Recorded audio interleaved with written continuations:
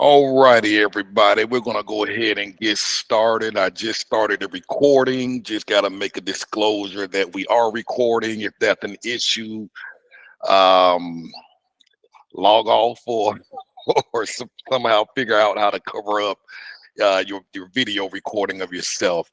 So today, man, we have Sister Yaya. Man, we did an interview with you about, oh my goodness, 2 years ago. I think very close to 2 years ago. You at the time you had just got through dealing with a hurricane where it wiped out everything you had, and you were making plans to move here months later, but due to that hurricane taking everything out, y'all just decided to go right away. And you made your way here to Merida. um, I'm gonna go ahead and let you introduce yourself. Tell people who you are, what you do, and it's just a basic overview of what life has been like since you've been here in Merida. Okay, thank you, Cartess. And yes, I am so grateful to you, Cartess, for number one, coming out to check us out when we first got here. That was the second day after we came. So thank you so much for your kindness and your generosity and sharing our story on your channel. So I have to give gratitude to you and your channel and your work. So thank you very much. You're And I want to welcome. thank everyone. Thank you. I want to thank everyone who are on your channel, your subscribers, your viewers, those who are here right now. Thank you for your time. Thank you for your presence. Some of you have reached out and said, hey, I saw you on Cartess's channel and wave, you liked, your followed, and all of that means so much to us. So I want to say thank you to all of the viewers who are listening now and those who will listen later. As Cartess said, my name is Sister Yaya. I am a helper of sorts. Some people may call it a healer. I am of Caribbean background, Jamaican Haitian background, and I grew up in the tradition of indigenous healing. Basically, that means how do we heal with herbs, with prayers, with energy, with nature. So my work here focuses on energy healing, clearing, anything that you can imagine, anything. There hasn't been anything. Actually, I specialize in very difficult cases, things that people say that's hard to heal, things that people say they've gone to their doctors. Normally when they come to see me, they went to all their doctors. That's usually when they come to see me for help, and I enjoy it and I love it. We are here. Actually, we're outside of Merida now. I'm going to talk about that on the beach in a Mayan village called Chichchulub. And this place is really, really beautiful because they said 66 million years ago, there was a meteorite that landed here in this water and it extinguished the dinosaurs. But when I think about it, it feels like it opened up a portal. It opened up an energy. And I think this will help to make the Yucatan very, very, very special, where we have the cenotes, we have the Mayan culture, a lot of positive healing energy here. And so I stay on the beach and we enjoy our time here. And I know the first video we were at the healing center, but we're going to talk more about how we've transformed in the process of transforming that experience to get to where we are now. If you want to find out more, you can visit me online at info@soultribeheal. You can send me an email or soultribeheals.com, just as it sounds, soultribeheals with an S.com. But I'm here to answer any questions about anything. I'm just so grateful to be here. I want to thank you again, Cartess, everybody that's here. Absolutely, you're most welcome. Also, I put the link to the website in the chat box.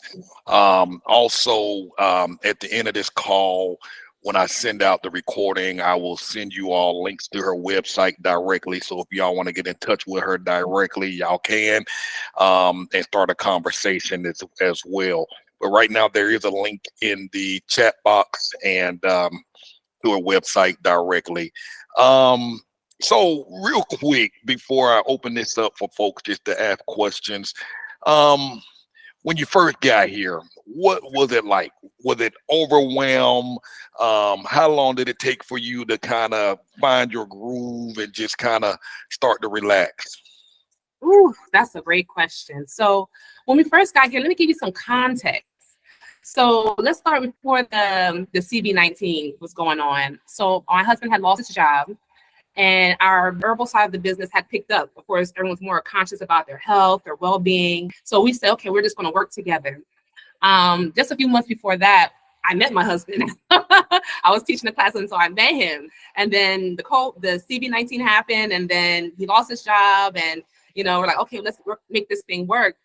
And so then, and after that, we've been going through the whole consultation, helping people to get through the emotional and the spiritual and the physical challenges of that time. And then less than a year later, Hurricane Ida comes, and it swoops down, destroys everything, our house, our car, our business, supplies, some of our relationships. And I was recently postpartum.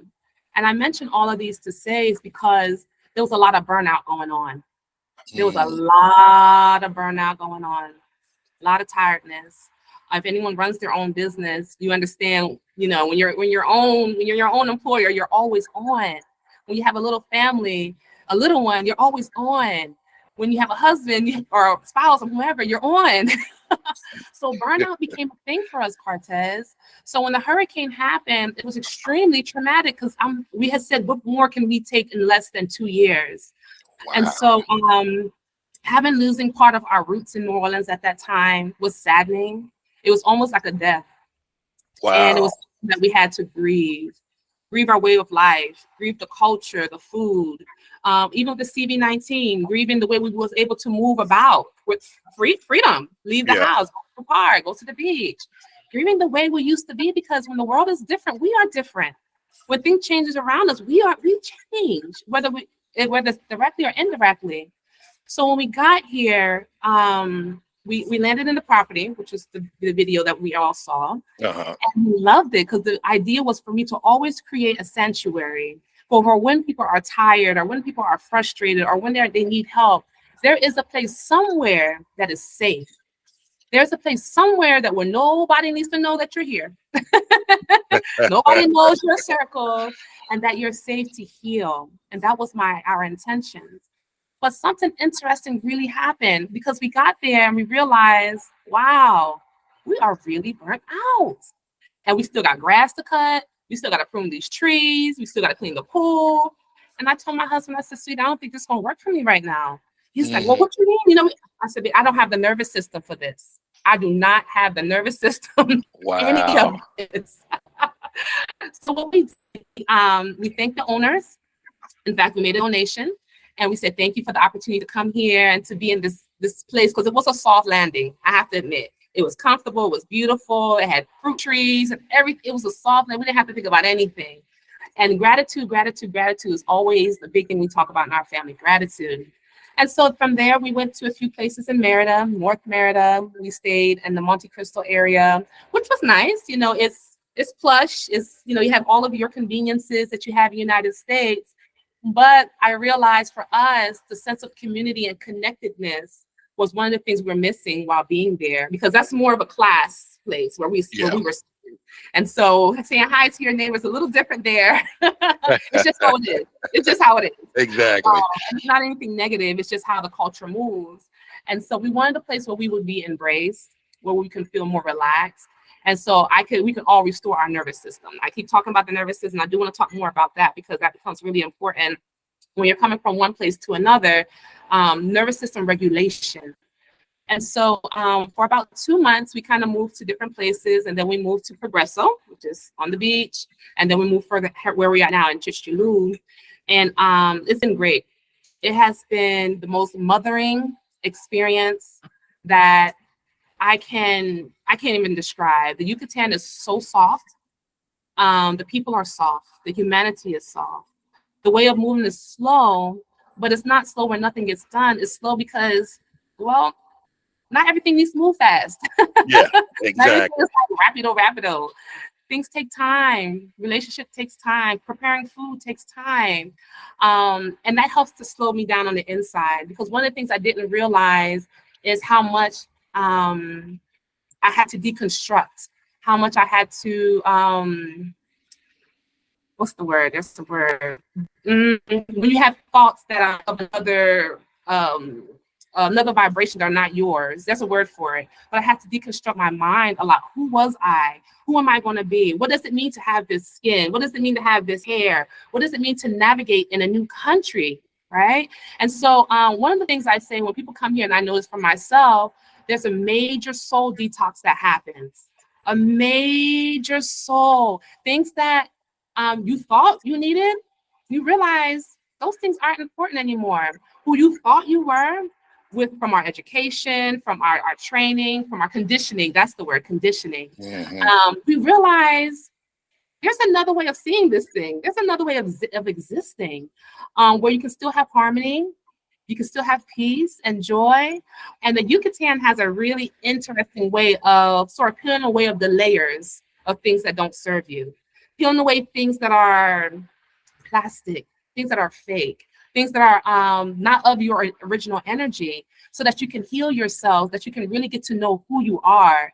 And so that has been our journey. And I'm grateful you asked this question, because really coming here, and since we did your video, those 2 years has been like a deep soul detox, just Hmm. cleansing thoughts, vibrations, energies, working on mother wounds. Working, oh my God, mother wounds. Wow, wow. What is mother wounds for those who don't Yes. understand what that's Yes, about? I love to talk about mother wounds. I talk about it all the time. We have a retreat coming up in March about mother wounds. Mother wounds are simply this. It's energy that is misaligned or wounded that we receive from the mother that parented us, or the female that parented us, whomever parented us. Now, mother wounds are not so much my mother did this. It's not about the mother, this, and that. No, it's about looking at the wounding that we might have received by intention or unintention, that we might have received from our mothers, and saying, hey, this really hurt me. Hey, this really has not served me. And I want to talk about it. I want to express it. I want to deal with it, because we see mother wounds in our health when we don't feel like we're worthy. We feel mother wounds in our confidence and self-esteem, the way our mothers talk to us, the way they've treated us, that how we perceived it. Mother wounds are like this, right? And I'm glad you asked that question. If you had a mother that was controlling, this is you in your natural self, you're born with your fresh energy, right? Let's say you had a mother that was controlling. What that does to you is that it changes your perspective of how you see yourself. So a controlling mother may put on a set of glasses, and so now you're seeing yourself through this set of glasses, right? But what if you had a mother also who was controlling and a little narcissistic as well? Some of us have that. That puts on another set of glasses, right? Already my view of how I'm seeing you all and how I'm seeing myself in the camera is looking different. It ain't looking clear, Mm. right? Then I had a mother who was loving and cared for us, but she was emotionally unavailable. She just didn't have it. No judgment. She just didn't have it. So now I got another set of glasses on. We can go on and on and on and talk about how we were parented, and how it changes the perspective of how we see ourselves. The mother wound is something that is fundamental. Again, like I mentioned, it's not about blaming this or that, because hey, our mothers have their own incarnation. They have their own life. They have their own things they got to work through, and that's fair. And if you are a parent, you know what I'm talking about, because we got our own stuff, right? For sure. But it's just, yes, we do. But it's just looking at the things that we've inherited from the female side of our matrilineal side, and even the patrilineal side. When we look at father wounds, that we look in our lives and say, you know what, my mama was like this. I don't want to be this way. But you know what? I've experienced this because of my grandmother, who said I was never going to be nothing. That's why my self-esteem is the way it is. But I can do something about it. I can start to reparent myself. I can start to heal myself and still love my parents, my mom. But now it's time for me. Now it's time for me. So mother wounds deals with that wounded energy, recognizing it, but also knowing that there is power to heal it, power to reparent yourself, no matter what the age is, no matter what situation is, power to forgive and to live your life on your terms and on your conditions. That's what it's about. Wow, man, that's you gave a great explanation on. I understood that clearly. So definitely thank you for that detailed explanation. It helped me see things from a different perspective. Let me ask you this. So, I've been following your website, following you on Facebook, and just been watching what you're doing. I see that you were featured in some of the local magazines out here. I see that you're hosting classes and certifying people. I guess students who need help, and you're coaching them and training them. Can you share some of that stuff about what you do and what you offer for folks that are here or need to come here and visit, and the classes that you teach? Thank you, Cartess. Absolutely. I'm happy to. So what I offer are individual and group retreat experiences. And these group retreats are mainly focused on personal healing. If there's something that is just, some people come who just are burnt out. So we have a place here, 1 block from the beach. If you want to come, you can come, say, hey, I just need to get away. No questions asked. We'll pick you up. We'll drop you off. We have some fruits and some water, vegetables that you need there. You can cook your own food. It's a beautiful, beautiful condo, 1 block from the beach, so that you can rest. Some people need help with womb issues, family issues, issues with children, generational curse breaking. We specialize in that as well. So we do it for individuals, and we also do for groups. My description may sound a little big because each person's experience is very different.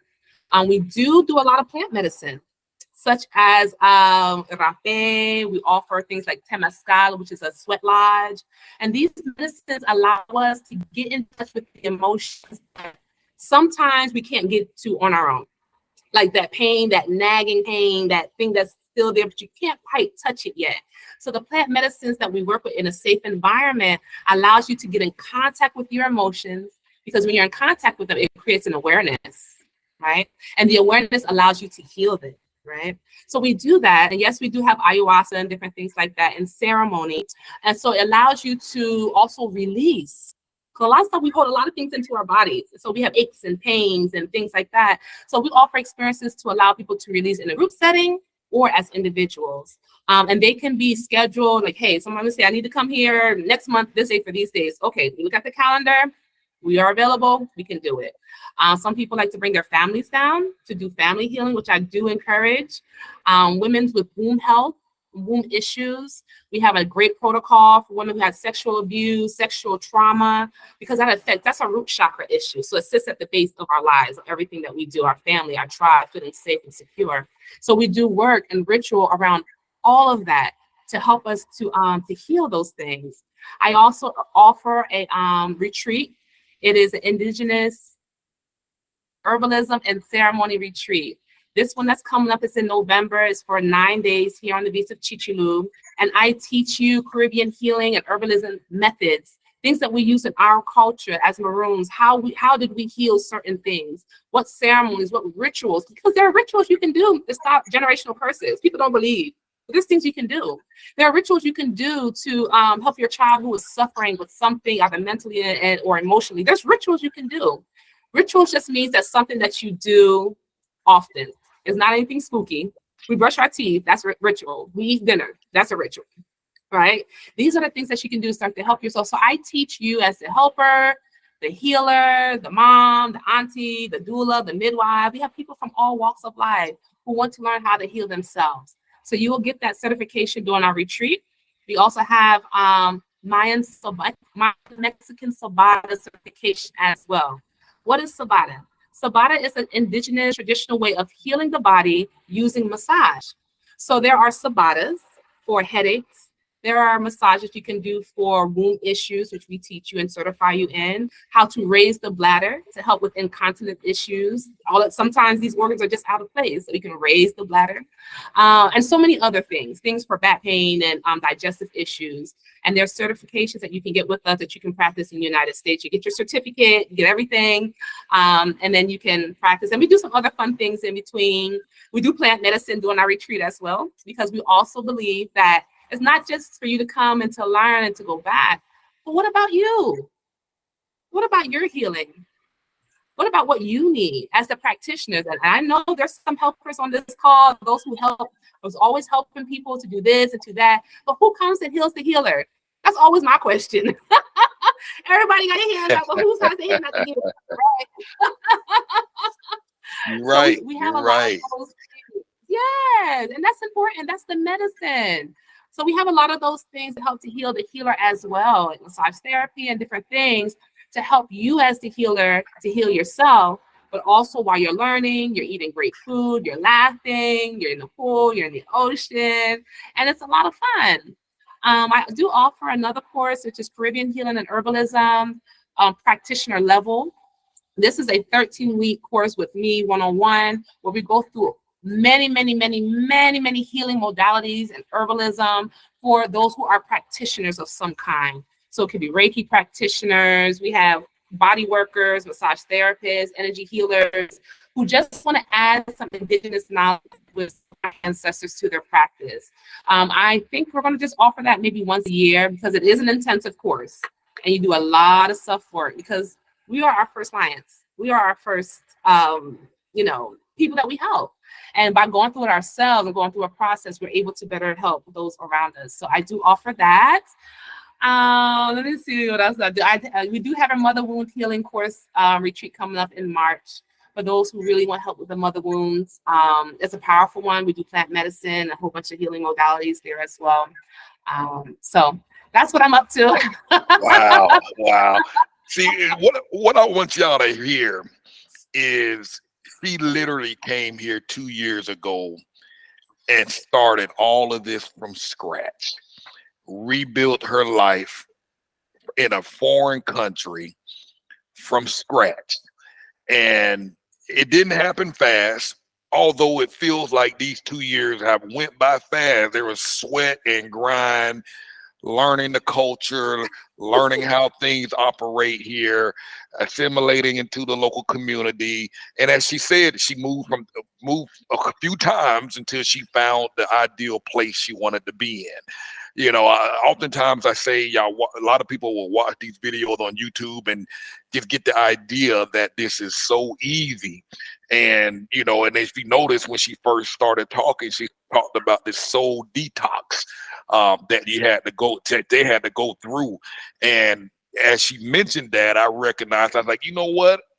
I know exactly what she meant, because I had to go through the same thing, when I first got here, so, moving to a new place, it's very possible. I mean, it's very realistic that you can really make a successful transition if you're willing to put in the work, work on yourself, heal yourself, because again, there's a lot of stuff and a lot of trauma that we bring over with us from a lot of the conditioning and the views and the ways we've been taught things back in the States. So I'm just impressed with and amazed at what you managed to pull off just in these last 2 years. It's spectacular, I mean, it's amazing. So congratulations on that. I'm proud of you on that. I mean, you made some big things happen, because you're working with local people as well. So it's not just foreigners that she's working with, but she partnered with local people. Is that correct?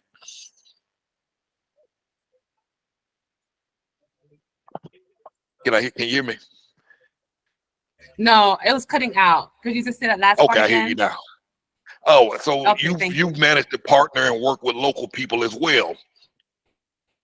Absolutely. And that is, I want to say this, Cartess, thank you for that. One of the things that really helped us to make this transition, because the story sounds nice, right? And I did talk a little bit of the downside, is I had to create a life of surrender. I had to create a life of surrender. You are in a foreign country, Yaya. You don't have a mother or a father to go home to, or family members to call. And some of you may be like in that situation where you can't call family for help. You can't get it. So I had to submit. And I'm not making this a spiritual thing. It's all about how it went down to the higher self inside of me, and say, you know what, I trust you. And that was challenging, because my husband and I, we had very challenging times. And this is where the meat and potatoes really comes in. Like I said, he had lost his job, and so the roles had flipped, because I was like, oh, I'm gonna be a stay-at-home mom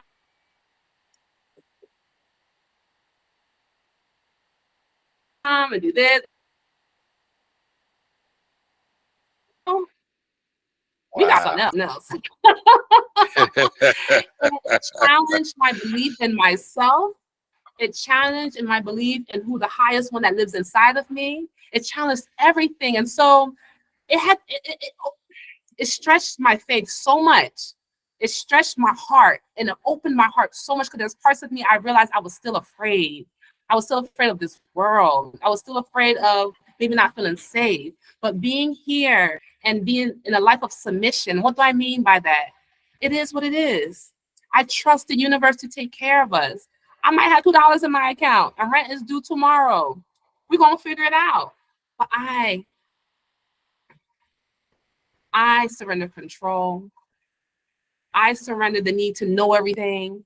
I know that the universe had put us here for a reason. And I keep going back to that. Okay, universe, it wasn't me who sent Hurricane Ida to come destroy everything. You did it. So if you did it, you're responsible. If you set this up, you're going to have to figure this thing out. And my job has been, personally, family, is to stay in alignment.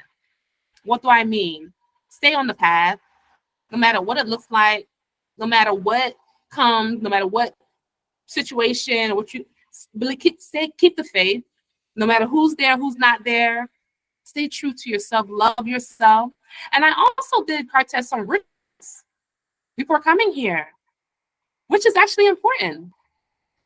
I spoke to the spirit of the lands here, let them know what my intentions were before, way before the hurricane. And I said, hey, my name is Yaya, and I'm looking at your land to a place for my family, possibly. Here's a little rum, here's a little water. And I'm asking for the way to be open. I'm asking for your blessing, if it be for my highest good. If it be for my highest good. And I'm going to be honest with you, that I know that honoring the spirit and the energies of this land has made things very smooth for me. Yes, it was difficult personally because things were all everywhere. But when I tell you the favor, the love, the acceptance that I get here is amazing. Like this dark skin and this hair, always been an issue for me growing up in the States. You're too dark, your hair too nappy, all kind of stuff. And I struggled with that. But here, they love it. Oh, princessa, the grandmothers want to come and kiss you and take pictures with you. I got tons of pictures of Mayan grandmothers. They just want to hug you. They want to kiss you. They want to give you some candy and give you 5 pesos. And they just love. They love it. I said, what is this? And the spirit reminded me, this is part of the gift I've been wanting to give to you. Because I wanted you to stay in alignment, to remember who you are. And a lot of you may be called to this land or maybe other lands. And it may not be for what you think. It might be for you to remember who you are, to heal those parts of your childhood or the parts of you that might be hurting right now, for you to finally be free in your mind, body, and your soul. But Cartess, it didn't work. It was a lot of spiritual work, a lot of ancestor veneration. I just want to say that. Wow. Absolutely. Wow. So I know folks are probably itching to ask some questions. So at the bottom of the screen, you should see a little icon that looks like this, or it looks like this. It's a raise your hand feature. Just click on that, and I'm assuming somewhere in the queue it will pop up. And I see the first person here, Tracy Lonan. That's me. Go ahead. Blessings, yeah. Peace, blessings, sister. Nice to see you. I'm always in your DMs on Instagram. So, what part of Mexico do you do these retreats in again? Yes, Tracy. I do them in the Yucatan, not too far from Merida, in the Yucatan. Okay, because you mentioned a part of Mexico, and I couldn't understand which part it was. Okay, it's a port city, town rather, called Chichulub. I'll put it in the chat for you. Okay. And the one-on-one sessions, the individual sessions, do you do those throughout the year or only certain times of the year? I do them throughout the year. Yes. Okay. All right. So I'll continue to stay in your DMs, and I'll send you an email. Absolutely, with my pleasure. Thank you. Thank you. Nice one. Thank you, Tracy. So if y'all have questions, go ahead, hit that icon. It'll throw you into a queue, and we will select you to ask your question. I know some of y'all might have called in, and for whatever reason, those who call in, it does not allow you to raise your hand. So if anybody's called in and have a question, go ahead and shout out right quick. Cartess, I see there's one in the chat. from Is there Vanta one? Thomas. Yes,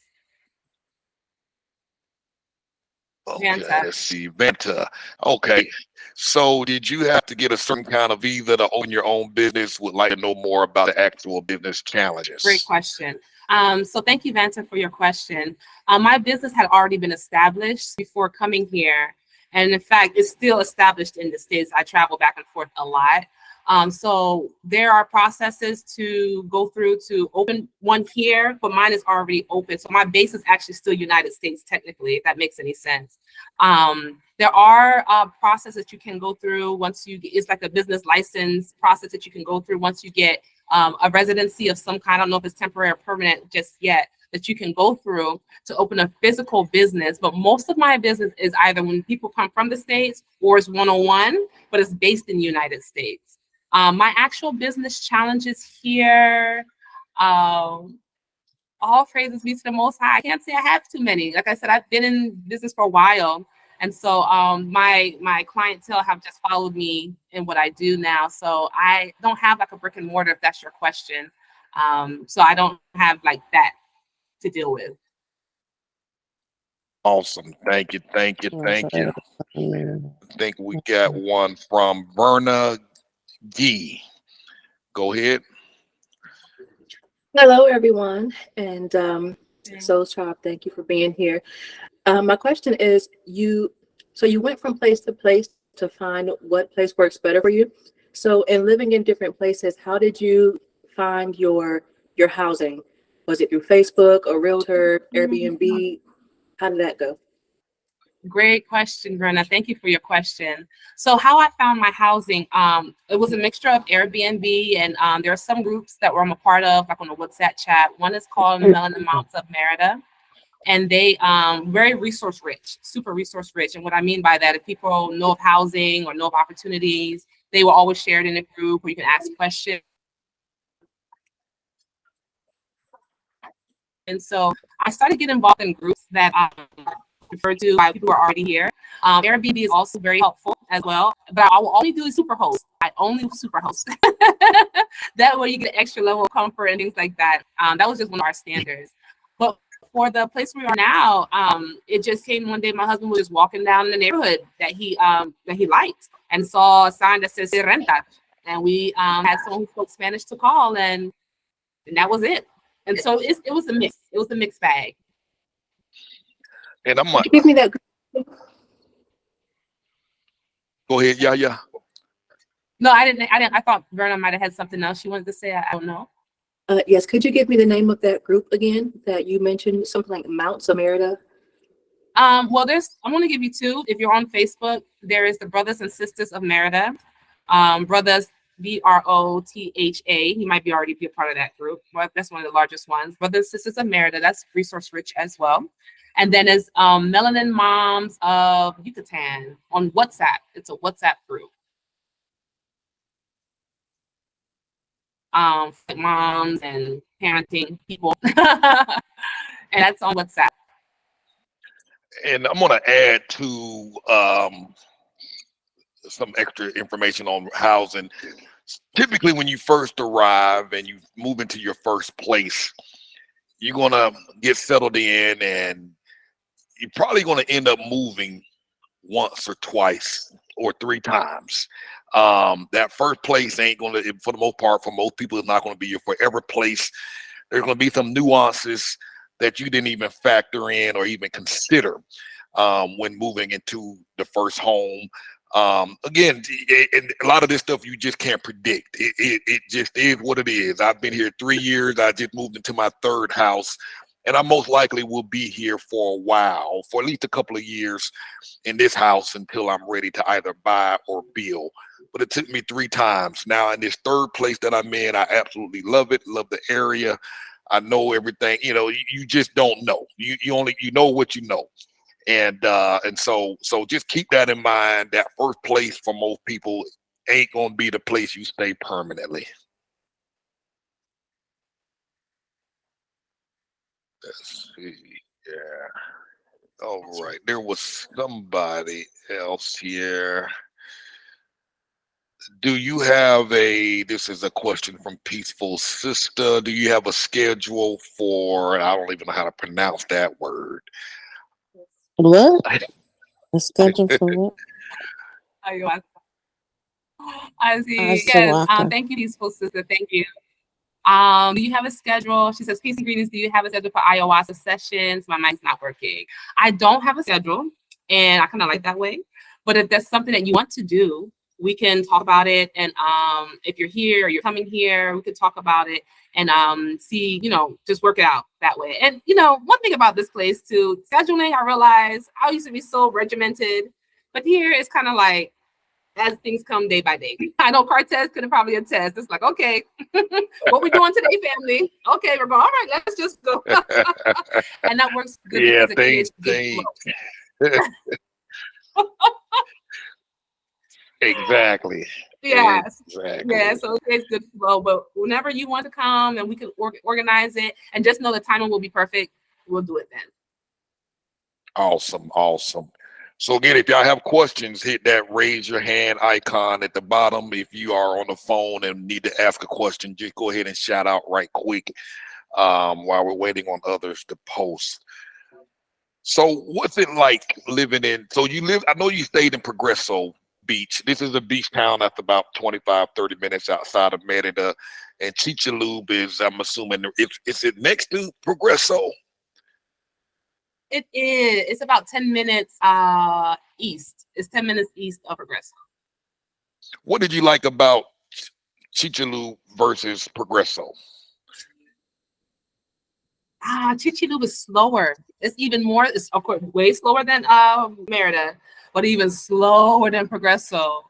And it's very village.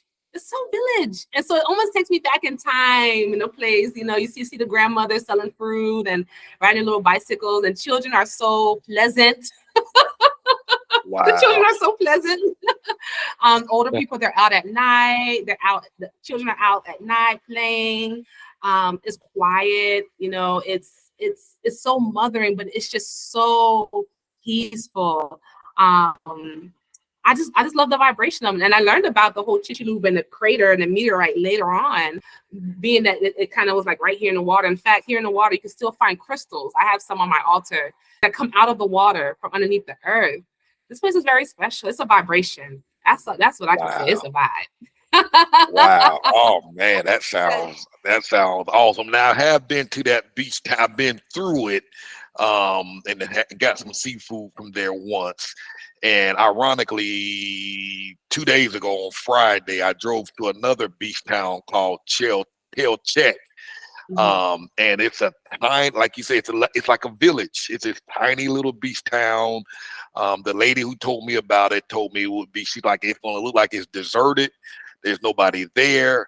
The water is blue. You're not gonna have to worry about vendors coming up to you trying to sell you stuff every 5 minutes. And so we drove out there, and it was exactly like she said. It's almost like Mayberry on a beach island, on a beach town or something. I'm like, I can live here. I can really, really, really live here.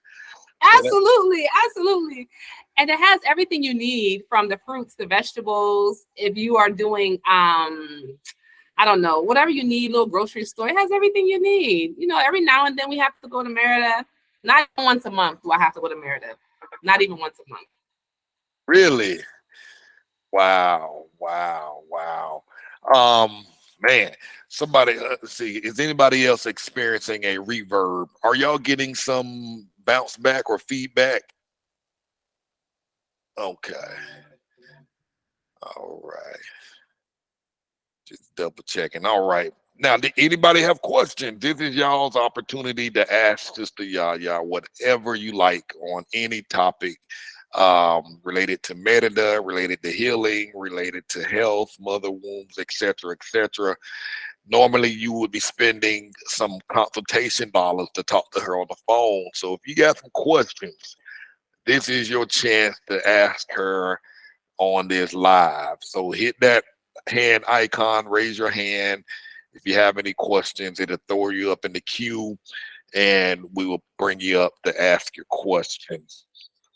Verna, go ahead. Got another one. So how did you start promoting your business or what you do? Okay, thank you. Verna, I think that's you. I'm sorry, it just kicked me out. I'm back in. So your question, Ms. Verna, was how did I start promoting my business and what I do? Is that your question? Yes, ma'am. Okay, perfect. Well, as I mentioned, I had been doing this healing work really since I've been 4 years old. I was raised in this tradition. And so so-called business-wise, I don't like to say business, but you know, it is an exchange. I've been doing it several years prior to coming here. So what I found to be one of the best way of promotion, I think Cartess may agree as well, is that I started after the hurricane happened, I started letting people know, hey, this is where I am. This is what's going on. We lost everything, so if you can't get your herbs right now, we apologize. But let me take you on a journey. Let me give you a story. Let me invite you into my life. I think people really value authenticity. I think people value when you show up, not when you're all made up and everything's perfect, but when the shit hits the fan, basically. When things are not great, right? Your edges falling out, your back hurt, your rent's due tomorrow, you ain't got no money, but you're still showing up. You're like, look, you know what? Look, this is what's really going on, but I'm still showing up in authenticity, right? I think that was the catalyst, although it could be viewed as a negative. I think that was a catalyst because now you got to see another side. Oh, more and more, because now they know me intimately. Not the I'm showing a ritual, but when I'm showing you, this is real shit going on, y'all. Look at this. So that's like to grow, and then people just started reaching out. When you are in your, let me tell you this. When you are in your authentic self and your authentic power, it magnetizes people to you for whatever reason. So people started to reach out. Hey, can I come and visit you? Or hey, can I get a consultation? I'm like, yeah, sure. Wasn't advertising that much. I didn't know what we was gonna do. I didn't know what direction to go in. I was just showing up. That's all I knew to do. I told you, surrender. And then it kind of grew naturally. And what I learned about surrender is your soul always knows where it needs to go. Always. It's us that kind of slow it down, and because we have our thinking and where we want to go. So when I let go of the form and all that other stuff and just say, hey, this is how I am, people started coming to the point where I had to kind of turn away or delay or say, next year or next month, because they start to see the authenticity, and that's what magnetized them. I don't do much advertising. I used to run ads. I don't do that anymore because I don't have to. I just show up. So that's the best way, I think. If you want to grow your business, just show up authentically. Here I am. This is what I'm into. This is what I'm doing. Look at the seashell. Look at the children play. And those who will resonate with your message, they'll come for you. They will. They'll find you, and your business will grow organically. And I agree 1,000% with what everything Sister Yaya has said. The authenticity factor is a big piece, and it's also been it's been the same for us as well, as what allowed our business model to start to grow. Just getting out there, sharing the struggles. When we first got here, everybody else paints a picture that this is paradise and this is heaven. We're saying, yeah, it is heaven, but man, I'm having a hard time adapting. I'm having a hard time trying to, assimilate into this local culture. I'm having a hard, hey, I'm feel like giving up because my Spanish is not good. Oh man, my daughter's sick. We going to the hospital. Sharing these real life stories. And like Sister Yaya said, it starts to attract other folks that are dealing with similar things, and the authenticity factor. I mean, it just helps. It makes you human. When you're dealing with online stuff, everything is computers, websites, pretty graphics. But the core of the business is I'm a human being dealing with other human beings. And when you start to share and show human emotions, it just creates a connection that just can't be manipulated or manufactured with algorithms and data and online stuff. So, you get out there and put yourself out there, be vulnerable, and just, and like Sister Yaya said, just show up. That's half the battle, just showing up. Everybody will give you this picture that entrepreneurship is easy. It ain't. It is hard work. You know what I mean? Like she said, today you might have, $2 in the account, and you don't know how you're gonna pay your bills tomorrow, but somehow that hustle mode get in, you'll figure it out. Opportunities and doors are opened up. You know, this is not for the faint of heart.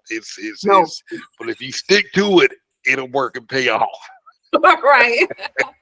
Thank you, Cartess. And I've learned that from you, Cartess, regarding authenticity, because I've watched many of your videos, and when you had got locked up, you talked about you got locked up, and even things with your family, and allowing us to be a part and to embrace you as you go through your challenges. Like I think about you all often and your family, and I keep them in my prayers, because you help me to see that, let them know when your edges start falling out. Let them know when your nerves bad. Let them know what's going on in your family. Because you're human. So you've taught me that valuable lesson. So I have to thank you for that. I gotta thank you for that. Thank you. I appreciate that. Thank you very much. Thank you. Shatani asks, do you assist people with natural remedies with health issues such as high blood pressure and high cholesterol? Great question. Absolutely do. And I would tell you this, high blood pressure, cholesterol, diabetes, things that they say run in the family, things that they say, my mama had it, my daddy had it. These are energetic imbalances. Each illness in the body carries an energetic vibration and a message to it. I'll give you an example. For example, diabetes. People say, everybody in my family have diabetes. Da, da, da, da. Okay, that tells me something has something to do with the self-love factor.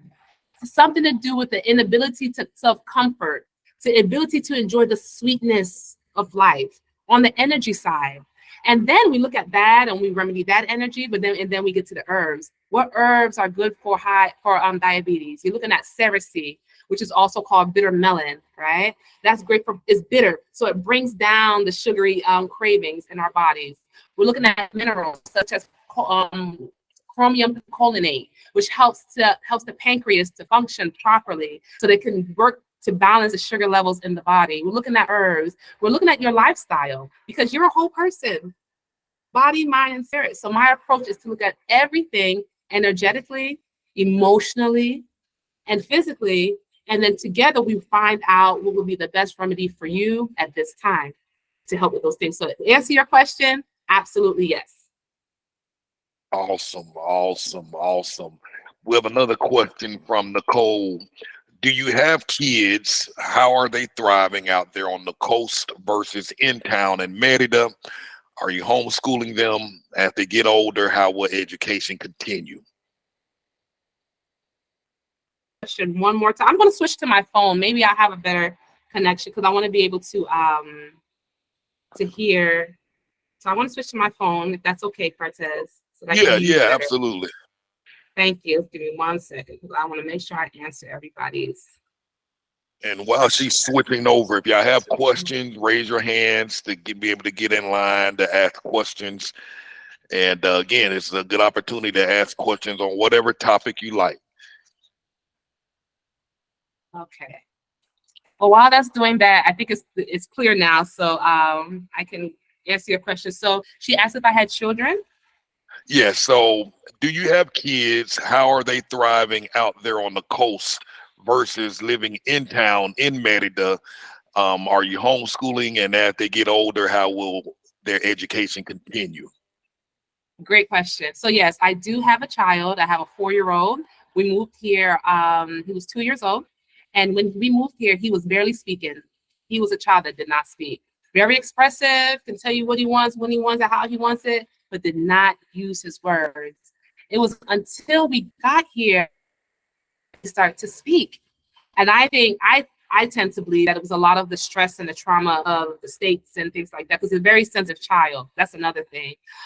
So what we do right now is quite interesting, because before he was born, I was actually given instructions on how he's to eat, what food he's supposed to eat, how he's supposed to be educated.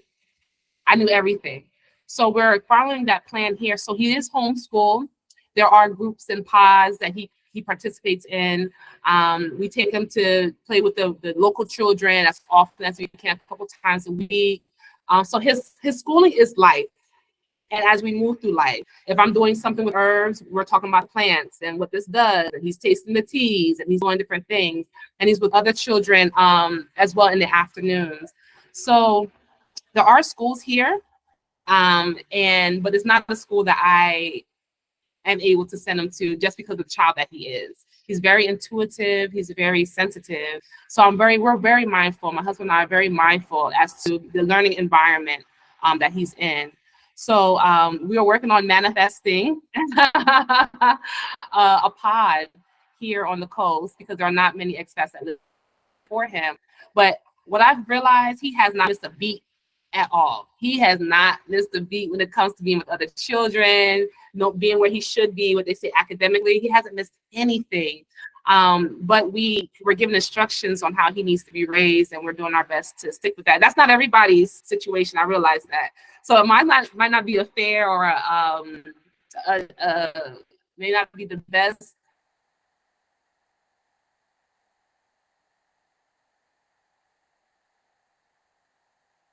answer. Disconnected. I can hear you. Am I back? Okay. Yeah, And I our can hear you. tradition says the first 7 years, perfect. The first 7 years, a child must know themselves. They must know their feelings. They must know when energy is good, not good. They must know when they're not feeling well. They must know how to remedy themselves. That's their first primary education in our culture. So these years we are spending with him or teaching him self-awareness. So if he goes anywhere in this world, around anywhere, he knows who he is. He knows what he will tolerate. He knows what his spirit needs, what it doesn't need. In the meantime, he's still getting his ABCs, his 1, 2, 3s, and his count. He's getting all of that. But these 7 years are formative for the rest of his life. And so we focus very greatly on his personal development, how he thinks, how he expresses himself, how he knows himself, knowing his boundaries, other people's boundaries. And so that's sort of the methodology that we take with him right now. So hopefully that answers your question. And in the future, who knows what's going to be in the future? Like I said, we can have the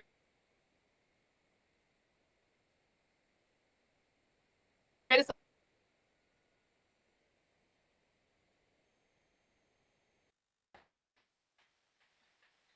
We lost you for a brief second. Yes. All right. Absolutely. I said we have our plans, as we know, but we've learned that we just have to surrender and go with the flow. Whatever is going to be is already perfect. Whatever is laid out for you is already perfect. And we believe that, and including education, including our lives, our business, how we move our relationship. It is what it is. And so we accept that, and we just move forward with the highest intention for our highest good, and let the universe do what she does best. Beautiful, beautiful. And that's one of the benefits of, I think living abroad is, in other countries, you have much more flexibilities and freedoms, particularly to raise your kids the way you want to raise them. And so I find that here, there's different options for everybody. If you want to put your kid in a public school, you can. If you want to put them in a private school, you can. If you want to put them in a bilingual school, you can. If you want to work with them at home and hire in whatever way, those flexibilities and options are available. And some places even much more flexibility than some places. I know in Florida, not Florida, but South Carolina, when we were homeschooling, because we've been homeschooling for about 7 years, they had some ridiculous restrictions on how we could homeschool these kids. And it was like, man, I think we just need to get up out of South Carolina. We won't have no flexibility in any of these things versus coming from Florida. There was a lot more flexibility in Florida versus South Carolina, even more so in Georgia, but here wide open. So, there's some options. Saida asks, I hope I didn't butcher your name. Do you plan to move to other countries? Okay, that's a great question. I just turned my camera off just for a second, family. I think that might make my connection a little better, so that way I can hear and see everyone. Okay. So I do apologize. And while I'm downloading the app on my phone, I realize I don't have it. So thank you so much for your patience. Do I plan to move to other countries? I don't have the where I'm supposed to be, that's where we'll be. But I love it here. I wish that I could stay here as long as it's as amazing as it is. I have no desire to go anywhere else. You know, it's funny you say that because I say the exact same thing. Oftentimes people are saying, "How come you want to go to Southeast Asia? It's cheaper there. It's a lot more fancier and advanced." And for me, it's like, man, I ain't trying to be on a plane for 26 hours to go somewhere and Right. then have to spend $5,000 per person to fly back if something come up, because those flights ain't cheap, but you got to do, No. what's for you. But I love it here. I mean, I honestly, I don't see any, I'll go visit some other places, but in terms of staying long term or living there, this probably it for me. I think when these kids of mine get older and move on their way, which they look like they gonna be sticking around going to college here, so they won't be leaving sooner than I think. But once they get on their way, I might be trying to move to a small beach town, like the one I went to the other day, and live out the rest of my days here. I already told them if I die here or something like that, y'all just cremate me or donate my body to the university, burn my ashes and all of that to go on about your life. It's absolutely phenomenal Right. here. It's hard to put it into words, and it's hard to get up. It's hard for other people to imagine what we're talking about with life here. Right. It's amazing. Let's see here. Carla asks, how has the move been for your husband? Oh, Carla, thank you, because that is a great, oh my gosh, that's a great question. I wish you could come up here and tell you. It has been a challenge and he talks about it publicly, so it has been a challenge. He, he's a man used to working with his hands, and being here, he doesn't like work here, and so that has been a shift for him. He talks publicly about that. Not being a guy off the computer, the social media, all that other stuff that we're on right now. And so it's been different. And he's from New Orleans. And if you know anything about New Orleans, people from New Orleans love their city. They love their city, honey. Everything about New Orleans is beautiful.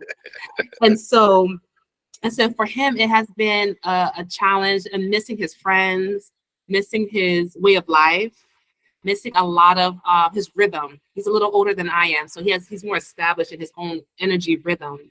And so he talks publicly about some of the rituals and the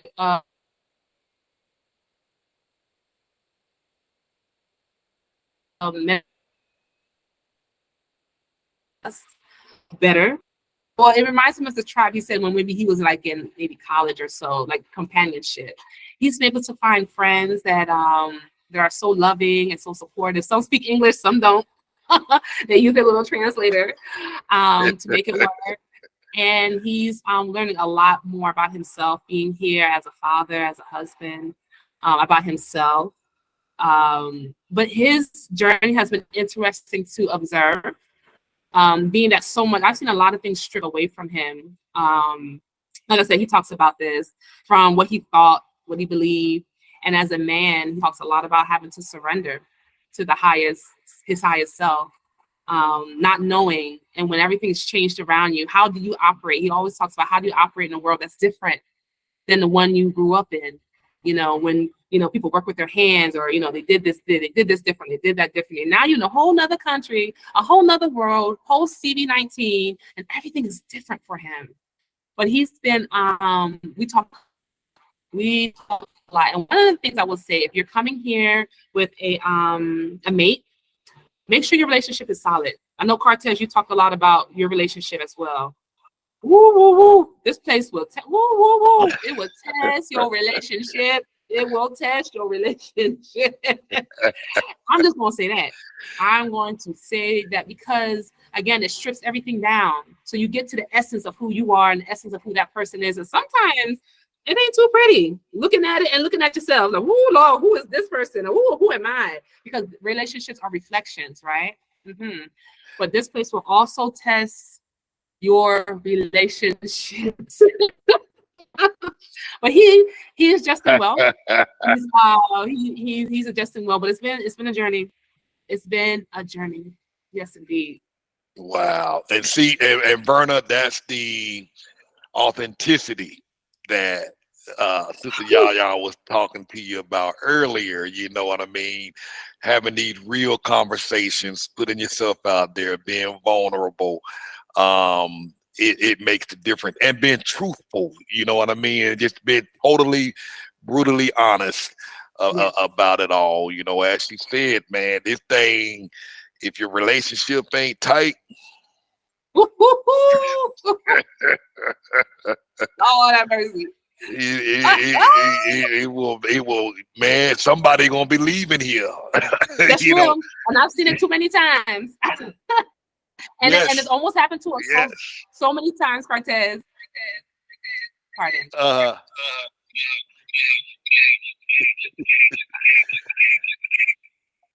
I got them. Can you hear me?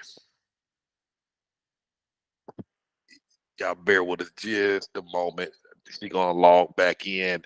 But while she's logging in, getting back on, you know, again, if y'all have questions, make sure you hit that hand icon. This is a good opportunity to ask her some questions. She's being real tonight. She's been open. She's been vulnerable. So if you got some questions, some real questions, raise your hand and ask them, because you're gonna get the truth. Am I back? Oh, that's all right. Okay. Yeah, you're back. I see you. I So see this you. should be better. Absolutely. That relationship piece. Woo, woo, woo. Yes. And you know, I'm gonna say this because you know I just love authenticity and just sharing because it helps everybody, right?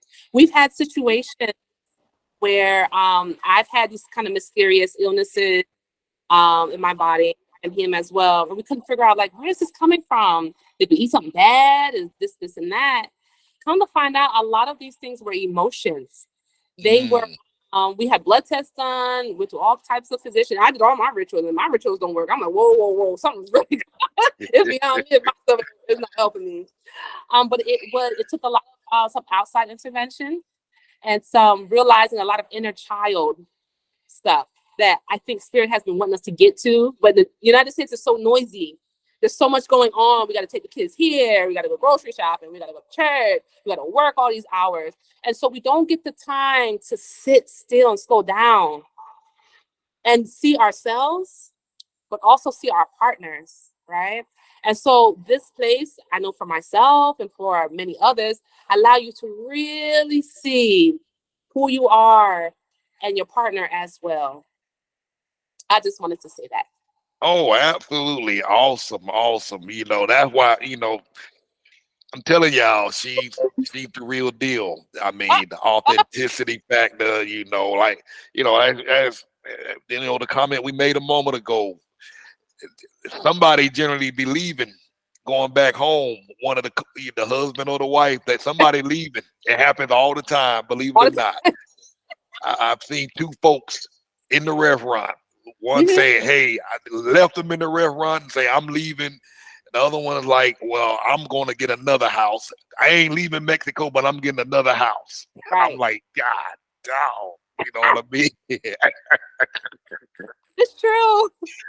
It's for real. It's for real. You know, you gotta work on yourself. And there was a couple that just arrived here they moved from, well, I'm not gonna say where they moved from, but they made a drive from Arizona to here. And he was like, man, I was about to put my wife out the car 10 times before making it to Merida. She was like, I was about to kill him. You know, she was like, there was gonna be a gunfight, and it wasn't gonna be with the Mexicans. It was gonna be between two white folks in the middle of Mexico shooting each other. And I was like, damn. I was like, y'all are gangster up in here. You know.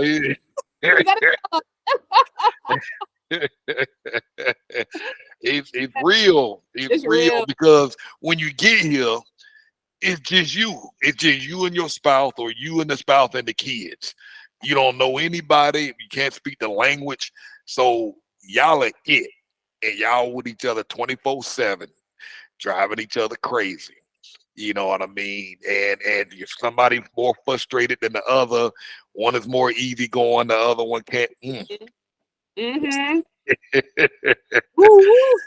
It's real. It's It's real. real. It's real. Um, Let me see. So again, if y'all have questions, hit the hand icon.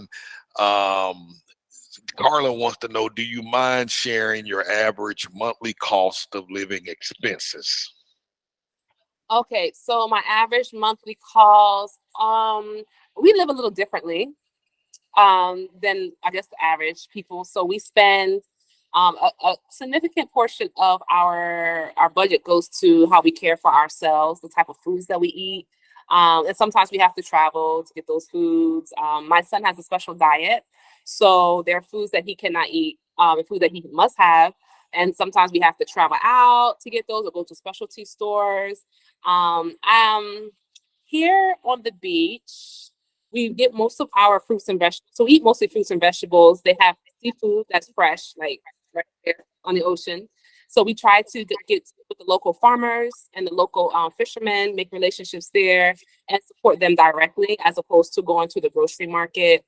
Like we need like herbs or plants. We have people or we know people who can, who have the trees or the plants and they're able to get them for us as well.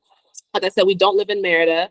So our expenses are, I would say for the three of us, with travel, all of the herbal stuff and all of the therapies. When I say therapies, like I do massage therapy and I put that in my budget, by the way, because self-care ain't nothing I'm skimping on. I skip on some other stuff. I ain't gonna do that no more. That's one thing I learned. That got to be number one, because if there's no me, no nothing else. And so I include that in my budget. Yeah. And I include that my husband, he has a self-care budget as well. And this is just something that we do. So I say that you could live, well, perhaps, very comfortably with a little something left over for maybe 1,600 a month, maybe 16, 17, 16. That might be on the high end for a lot of people. That might be on the high end, depending on what you're looking for. Some things are more expensive out here, such as your electricity, because this is considered like a tourist zone, a zone tourist. And so our rate per kilowatt hour is higher. Our transportation costs are a little bit more because we're not centralized in like the city, but there's local transportation, but like there are little taxis and stuff like that. I noticed the rates are higher out here just to get to Progresso or to get to Merida for sure. Again, like I mentioned, some specialty things that we need on a monthly basis. Those things is what bring the cost up. They do. So it could be 16, 15. I don't know what my husband would say. He does the numbers sometimes. So I would say comfortably, maybe around there. Awesome, awesome.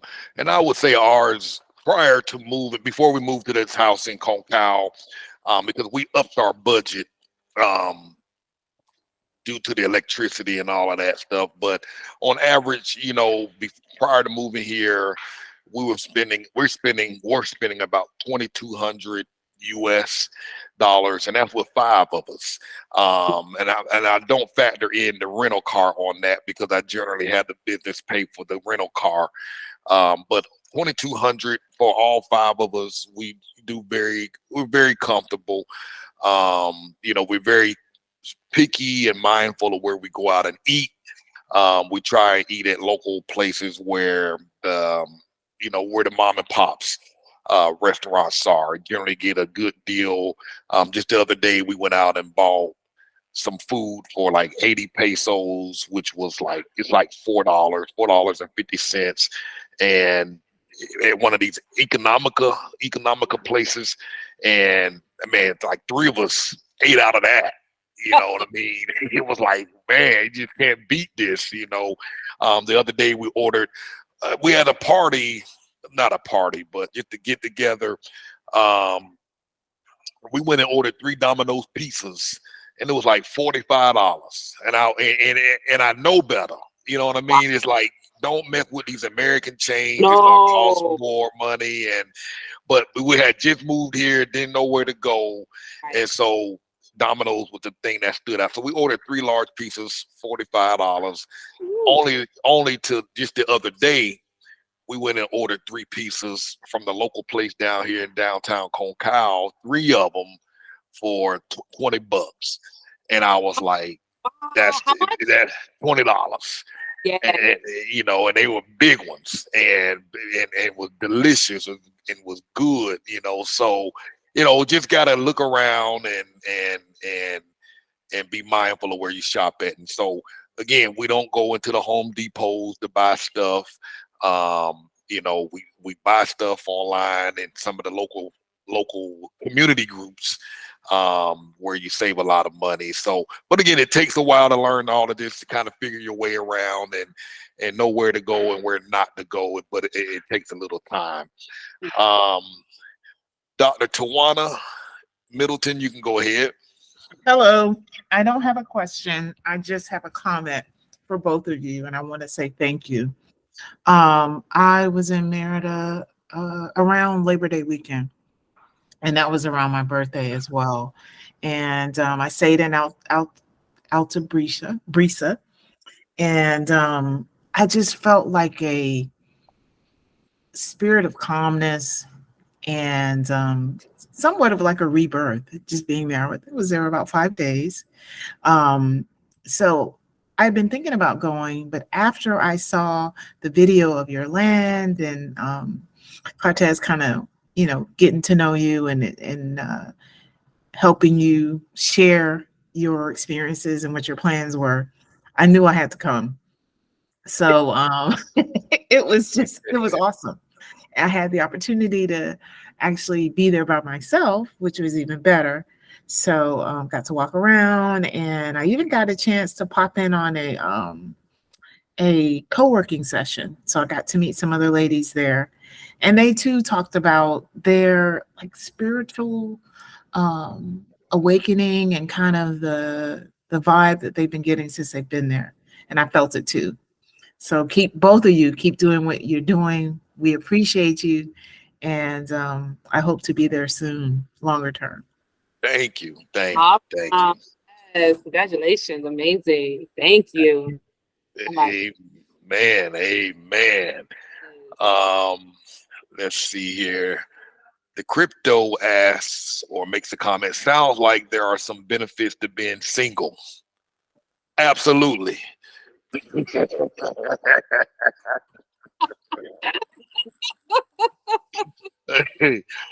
Dude, I ain't gonna deny it. You know what I'm saying?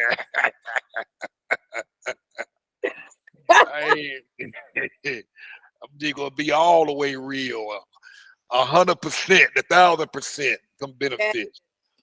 Life will probably be a whole lot better if I'm being honest.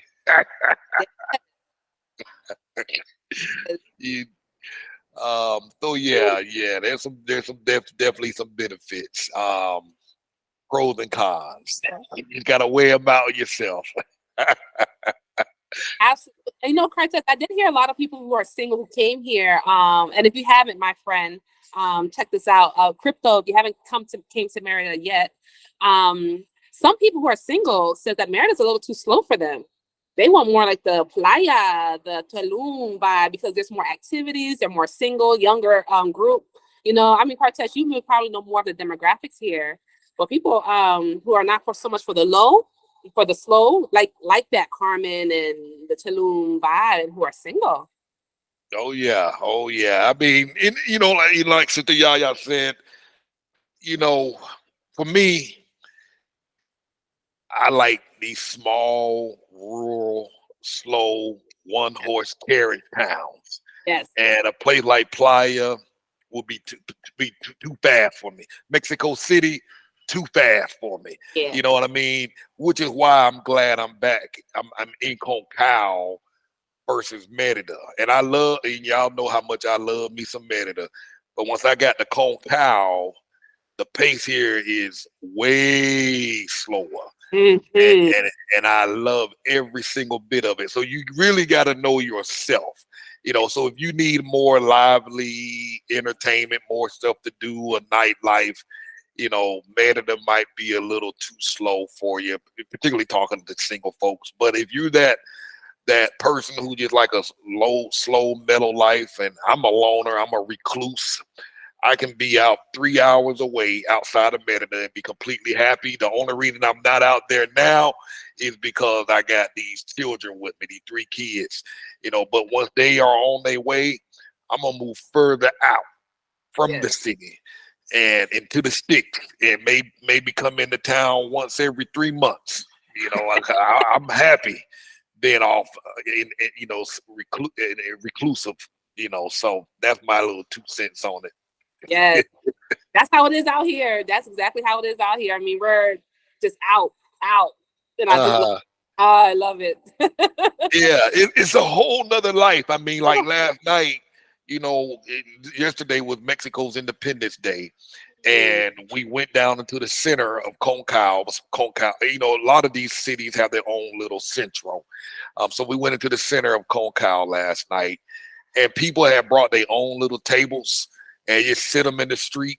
They be sitting out there in the chair, just sitting out minding their own business, just eating and playing cards or whatever they playing, and just having a good time, drinking, have their own drinks and stuff, and just chilling.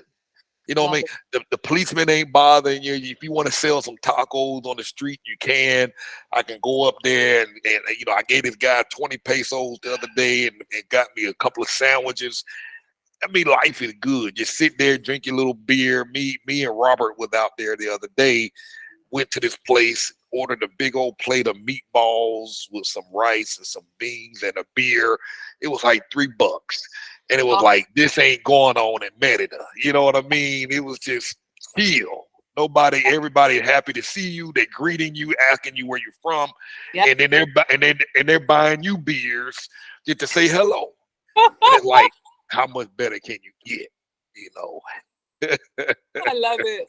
It's true. It brings you to a space and time where it's just, people still interact. It was still heart to heart. People still greet you on the street. People still, acknowledge your humanity, not just walk by you like you don't exist. And it does something for your humanity, especially for people of color who lived in the States, have been under such oppressive social situations. It's very healing, those interactions. You sit with the locals, you don't speak the language. Well, I speak the language fluently, but my husband, he might not. Like you said, they'll buy you a beer. They'll use the translate to something, and everybody start laughing. Exactly. It's amazing. It's laid back. It's laid back. There was something I was gonna mention. But yeah, I mean, I won't give it. Now that I'm further out, there's no chance that I'm going back into the city. It'd be more likely going further out, just because it's night and the quality of life is just night and day. Like you said, people greet you. I mean, it's to the point where, and I had to learn this, in the morning as you pass people by, you have to say Buenos dias, in the afternoon Buenos tardes, in the evening, at nighttime Buenos noches. And if you're talking to somebody and you walk up to them and you ask a question, and even if you do it in the app, if you text to somebody, if you don't start off with that greeting Buenos tardes, they will. So if I say, hey, can you tell me where the bathroom is? They'll look Buenos tardes, and they'll wait until you acknowledge. It's like, don't be asking me no questions without saying good morning or good afternoon or good night. You better greet me first. Sometimes I'll send a message in the app. Do you have this medicine? They'll respond back, Buenos dias, and they won't say nothing else. I was like, oh, Buenos dias. True. So like you say, I forgot the word you used. Humanitarian. What did you say? Humanity. It's here. Yes, often. Yes. It's here. It's here. Sure. Bainta wanted to know: do you need a license to practice massage in Mexico?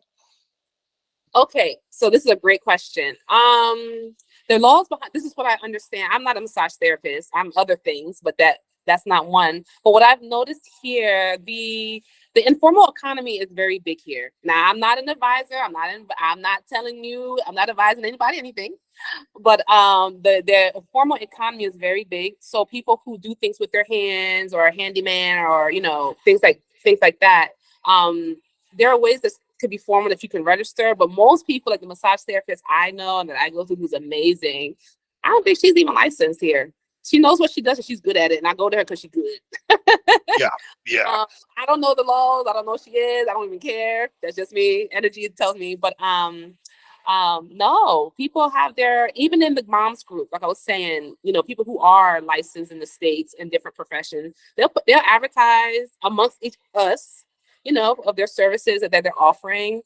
And it's never occurred to me to ask about their licenses or if it's required, but people are practicing in the informal economy in a variety of different ways. That's what I know, but I'm not an attorney. I'm not advising anything. That's just what's been my experience. Exactly. And just to piggyback off of what she said, and if you really are concerned about that, I know they have classes here that they teach. And I'm saying you can probably get a license here for probably less than $200 US dollars. It's very affordable. They'll train you, give you classes, and get your certification or your license or whatever. Those type of classes are very, very cheap. My daughter was looking at taking classes on nails. I forget the term. Become a manicure, doing nails and filling. Yeah, nail tech. And it was like a 6-week class. And they provided the supplies and everything, and you get your certification. You have to take a test, $200 for 6 weeks, and I think they go 3 days a week for 4 hours, and it's like, wow. And you will have a real certification license that you can start a business with right off the bat. Wow. So this Cartess, in the little town I'm in, there's a commissariat, which is like a like in a center where you can pay your light bill and your water, all for free. Sewing classes, classes, the hair cutting classes for free. All you got to do is show up. And they have these little pueblos because they want to encourage the local economy. And one lady was like, "You should come learn to cut hair and do nails, but it's free. If you live, my goodness, I was like, mercy." Woo. Yeah, opportunities, man. There's opportunities here for y'all. Some of y'all, it's time to start thinking about this thing. Some of y'all been thinking about this move for 8 years. It's just time to go for some of y'all. Not everybody, but for some of y'all, it's just time to go. Like free classes and sewing, cutting hair. I mean, I imagine opportunities like that are all over the place, And that's one thing, Sister Yaya, she speaks Spanish. So when she see them signs, she has an advantage over me. I don't know what I'm looking at. So when you saw that sign, it probably jumped right out at you. It did. Yeah. And part of the opportunities I find that's here is always finding ways to give back. A lot of people say, "Oh, I'm gonna come," because it's cheaper this and cheaper that. And yeah, all that's great. And I always try to find ways to give back where I am locally. Like, again, shopping local. My vendors, when we have our retreats, we make sure at least we do 20,000 pesos, giving back to a village that we work with. It's not just come and not taking advantage, but just, using the resources to our benefit. It's also how do we contribute to the local economy, to the local environment, to the ecology. We do days where we clean up dirt off the beach, bags and plastics and stuff like that, to make sure that we're balancing that which we're receiving, but also giving back into this system that we're a part of here as well. That's very important to us. Awesome. We got a question from L. Do you find that you need a vehicle being that far from Merida, or are you fine to walk in or catch the bus? I currently rely on Uber, but I am open to the bus. Beautiful question. I don't find that I need a vehicle here at all. It would be nice sometimes to think, oh, it'd be nice just to hop in a car and go to Merida for convenience sake. But no, there is a bus that comes from Chichulub to Progreso, 8 pesos one way. It comes every 5 to 7 minutes, so you're never waiting too long. If that bus ain't coming, there's another bus system that comes. We call them combis. They're like little vans. And then from Progreso, if I need to get to Merida, it's about 48 pesos round trip. So that's 24 pesos each way. to get to Merida. I'm not sitting in traffic because driving here is another thing. I haven't driven here, but I've been in a couple of Ubers. I'm like, oh, no, thank you. But getting around is quite easy. And I'm kind of grateful I don't have a car because I have to find somebody to fix it. And the environment is different. It gets really, really hot here, and car maintenance. And that's just another headache and expense for me. But I get around so easily just on the bus, or sometimes I use Uber when I, just want to, and that's pretty affordable. Yeah. Wow, awesome. I had to run to the bathroom. Sorry about that. And I don't know, and I know even out here, they have these moto taxis, these motorcycle taxis, because we are a little further out, and these motor taxis will take you all around Cacao. Again, you can buy all your food here. You go to the market, get your meats, get your vegetables. Any motor taxis will take you around, and it's like 20 pesos, which is like $1, which is significantly cheaper than Uber. So you can get around in these towns, particularly once you start to learn your way around, because most people who live further out, they try to do everything in town without having to go out of town.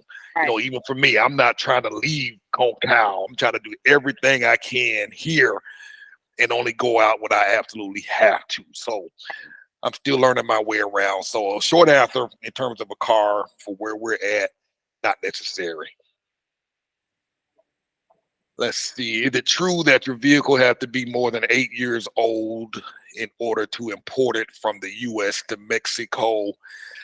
I don't know the answer to that. Do you know the answer to that? I don't know. No. Okay.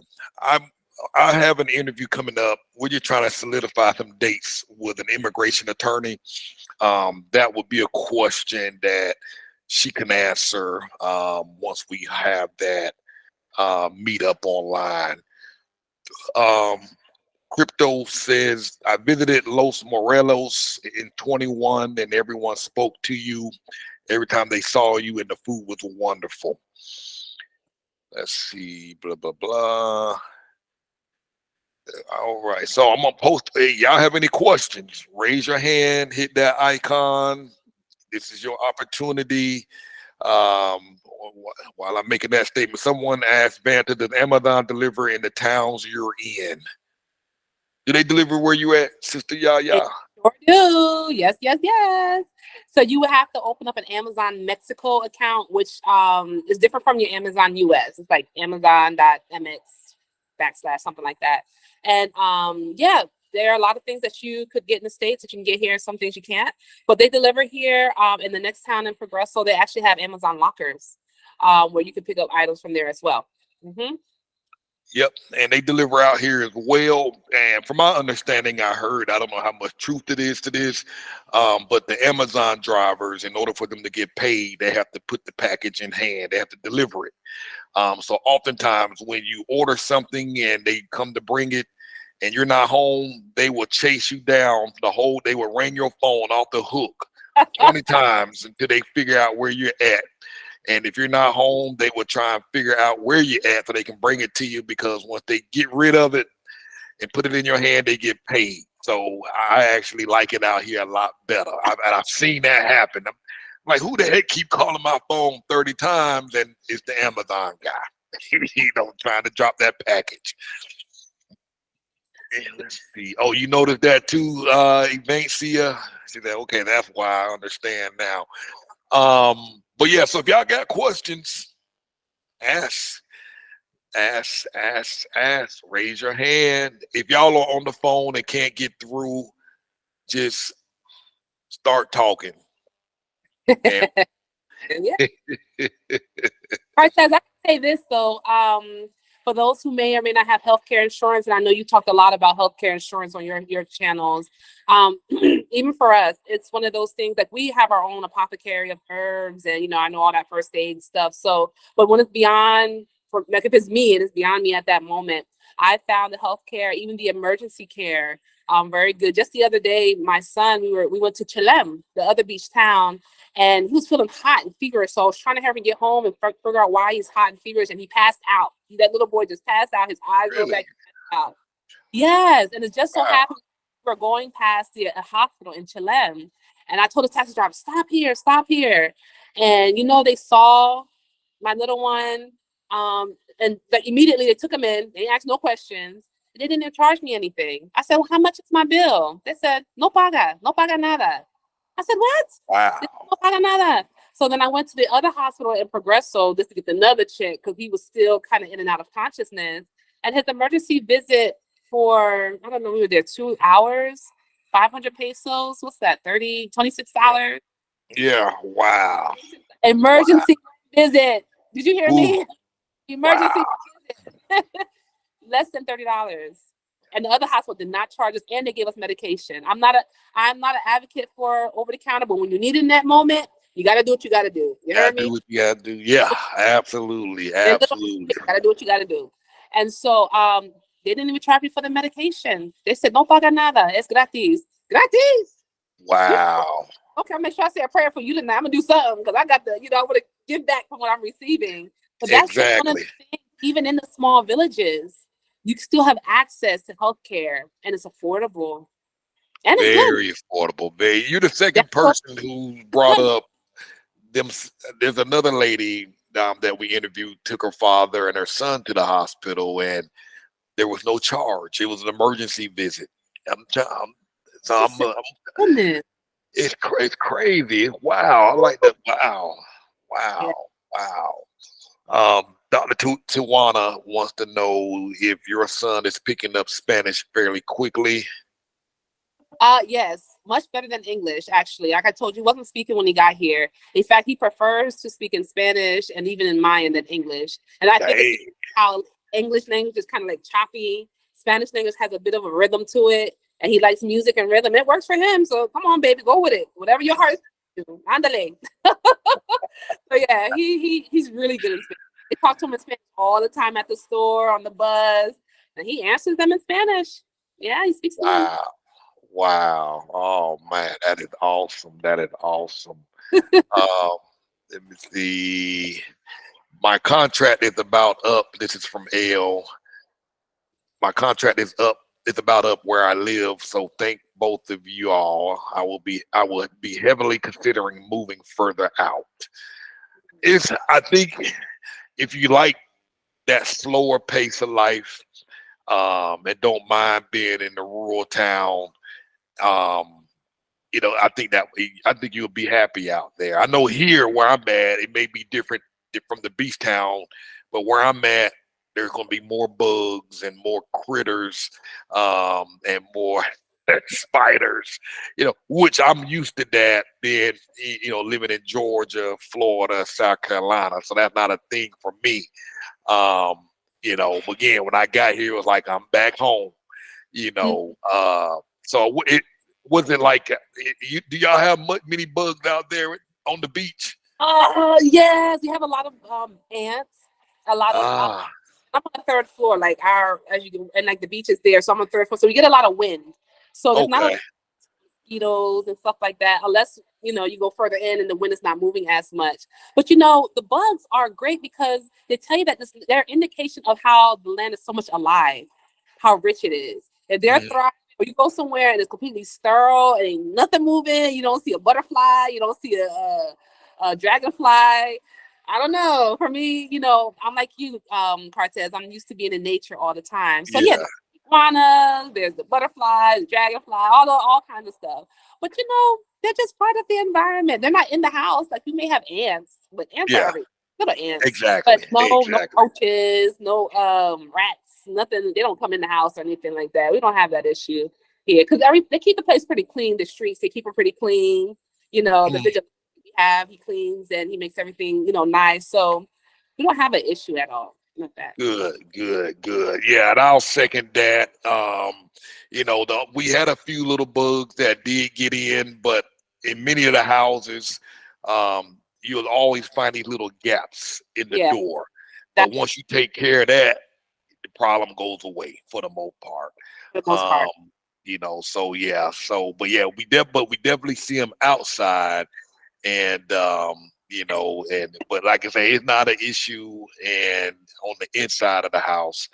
So we love it out here. And I will say, further out in terms of out here, like I said, I was worried earlier today about the power going out due to the heavy winds and storms and water.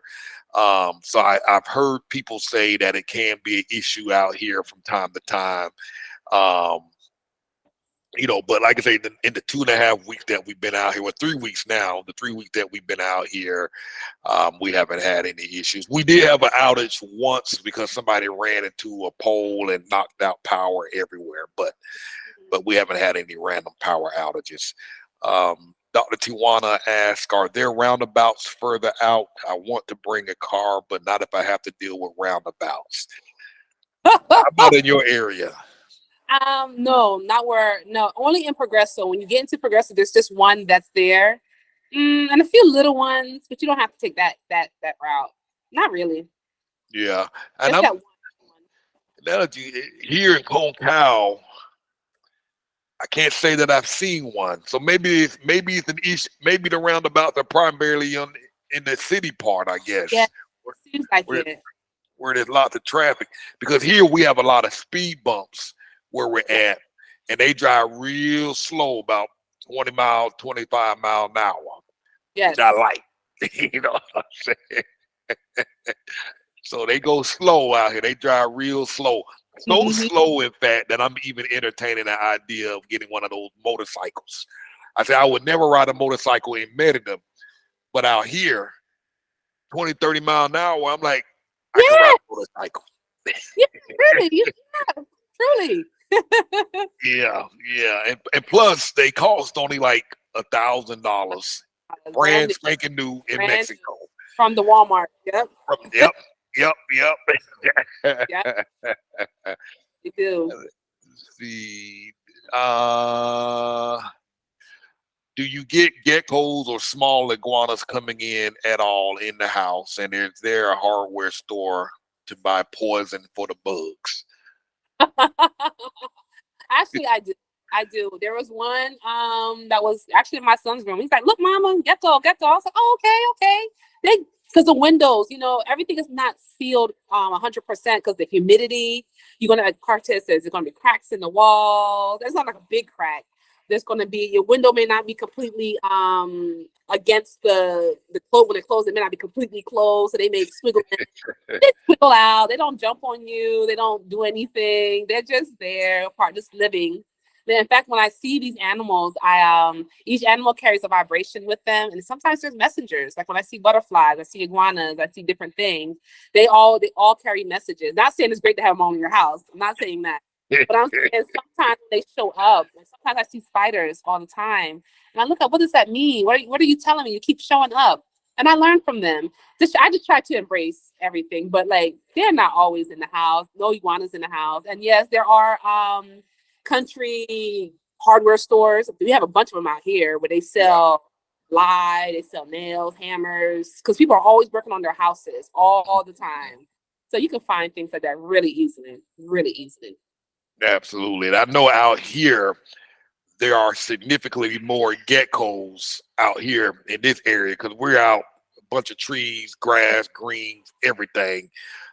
So we have seen a significant increase in the number of geckos. In fact, we look out the window at the back door and we see the geckos jumping from the grass to the trees. I'm like, I've never seen them that active before.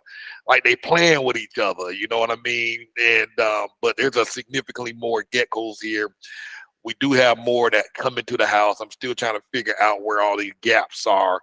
But I've given up. I don't even mess with them no more. I'm like, I can't compete. I can't. Right. You gotta surrender to them too. I gotta surrender to them, and they eat the little bugs that do find their way in. They get the flies, they used to bother me, but they don't bother me anymore. I didn't think I would ever get used to that. But everybody was like, "Oh, this is a natural thing here. You'll get used to it." So, like you say, they don't bother you. They generally run from you, and they ain't gonna mess with you. Let's see. Are bicycles more expensive there? Is it difficult to adopt a dog?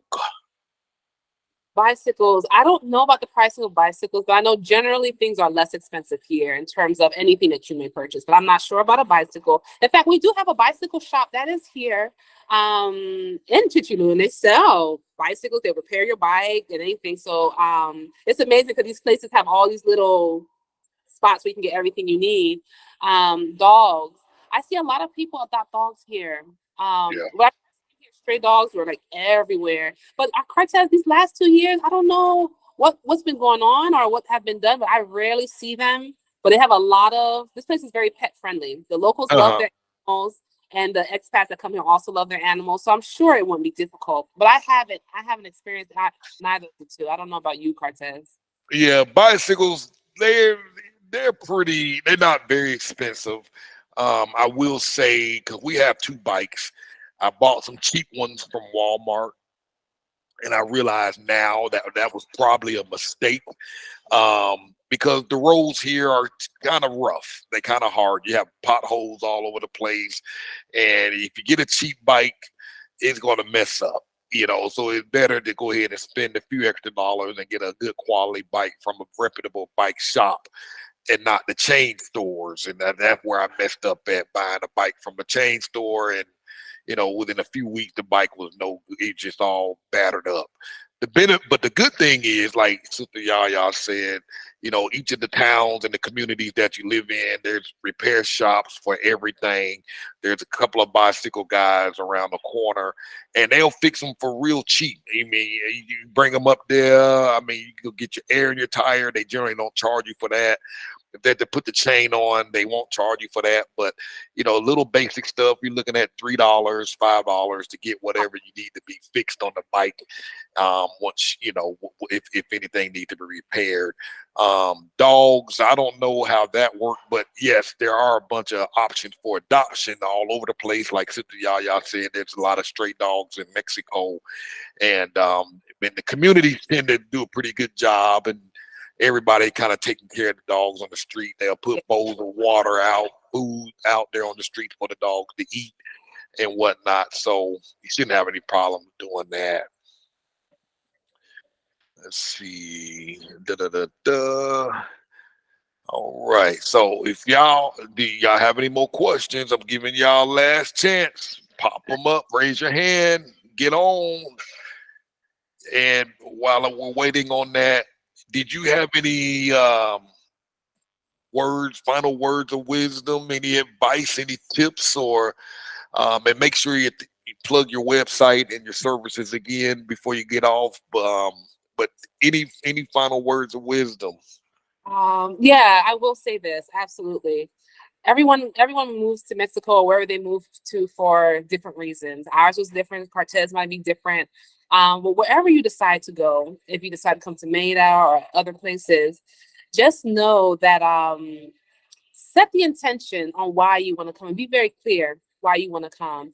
Ask help of your spirit guides, because we all have them, no matter what your spiritual background is, your ancestors, because we all have them, to help you make the best decision, to help you to find the right people, such finding Cartess's channel, and other resources to help to make your transition smooth.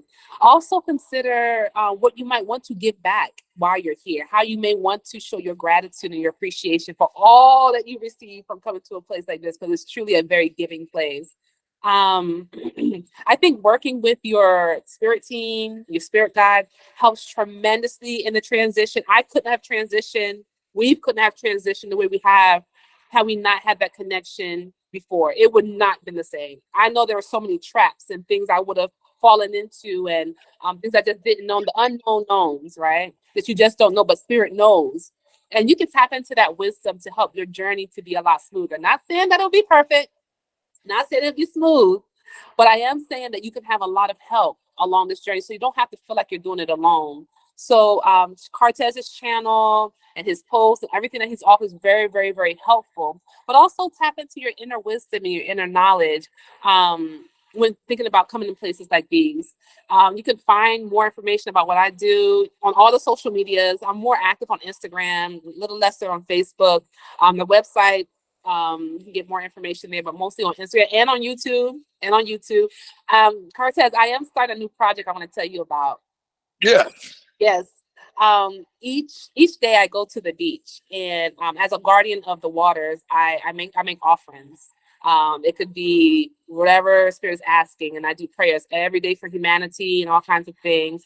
But I realize every time I start singing at the beach, a whole bunch of fish start coming, and the water starts getting like, Wow.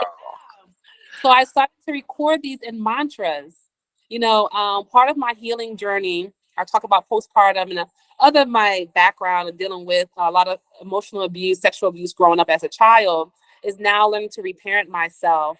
And I found that being by the water, being with the great mother of abundance and of love has helped me tremendously to reparent myself.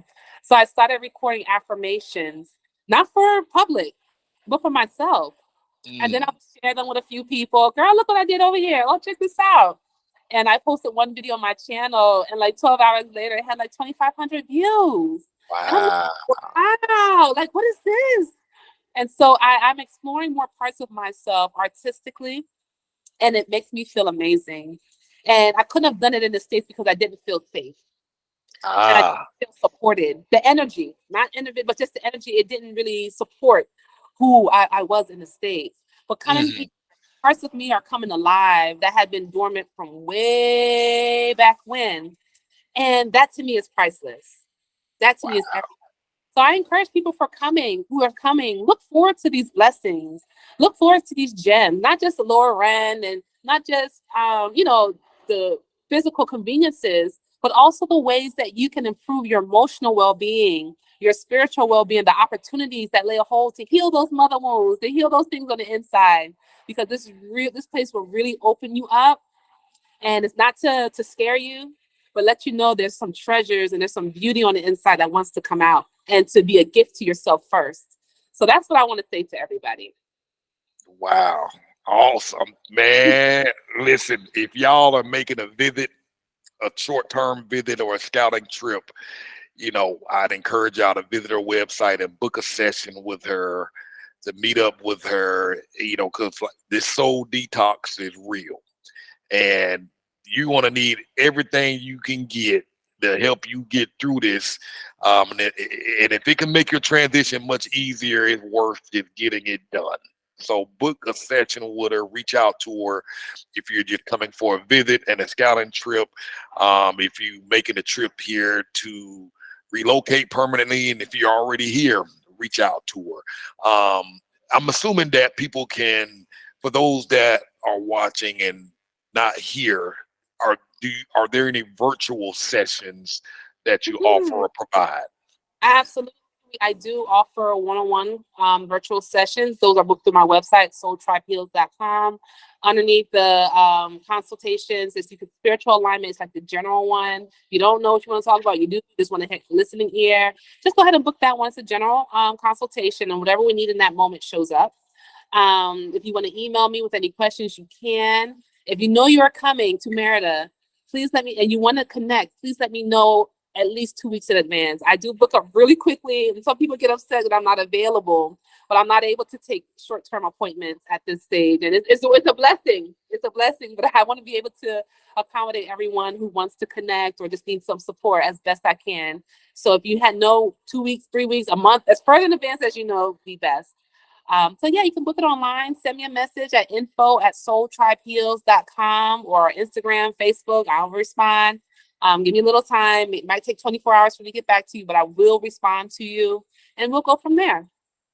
Awesome, awesome. And Verna have a question. Go ahead.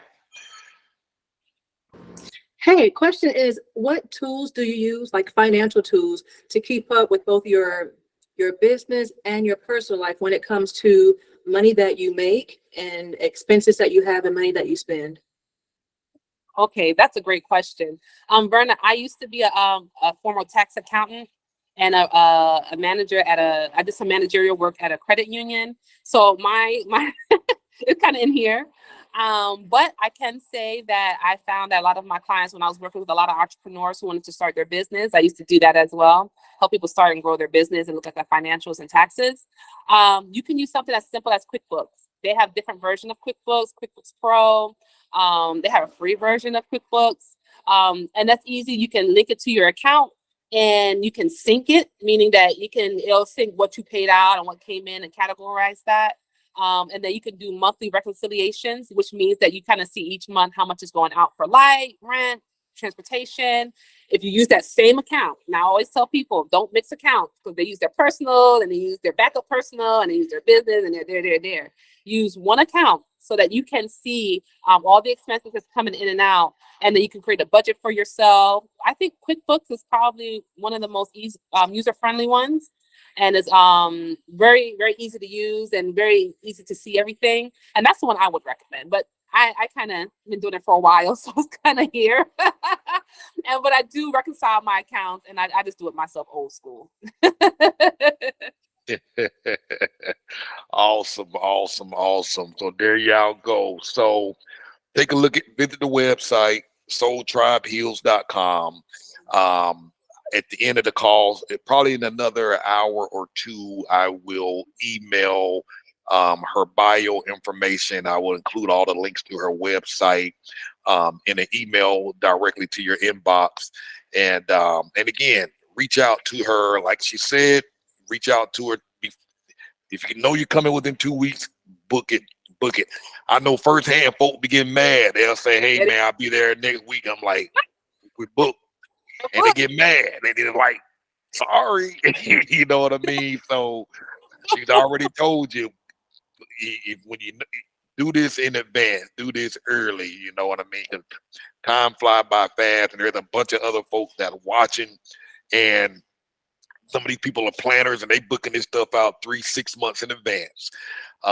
So get in line and get this done ASAP if you know you're coming. And then, like she said, she offer virtual sessions, so take advantage of that. And the sooner you can start working on yourself, it's just going to make your transition here a much simpler one, a much easier one, and a much smoother one. So don't delay on that. Just do that now. You know, it's almost like learning Spanish. I wish I would have done it, started working on it before I got here, instead of trying to wait until I got here. Life would have been so much easier if I knew some words before I showed up. You know what I mean? So make this transition easier on yourself, and book a session early. So I'm trying to be kind and let y'all get this last minute question in if y'all have one. If y'all don't have one, we about to shut this down, and y'all receive an email in a couple of hours with all the information. Sister Yaya, I appreciate you. Thank you for coming on. I'm gonna release this. The VIP thing is really just for members to ask questions, and so they can talk to you directly. I'm gonna release this video out to the channel. I'm gonna try and get this online tonight to the rest of the channel, and you know, because folks need to hear your story. And I know a lot of people, I get some hate emails. Why can't we participate in the live? And I'm like, but I'm gonna release this out, and so the rest of the folks will be able to watch this stuff here. And because this is some valuable information that you shared, and your story, the inspirational one. And man, you got me excited out here. Got me motivated even more. You know, before you go, I wanna ask, you know, and I found myself doing this more often because of you, particularly when I first met you in the beginning 2 years ago.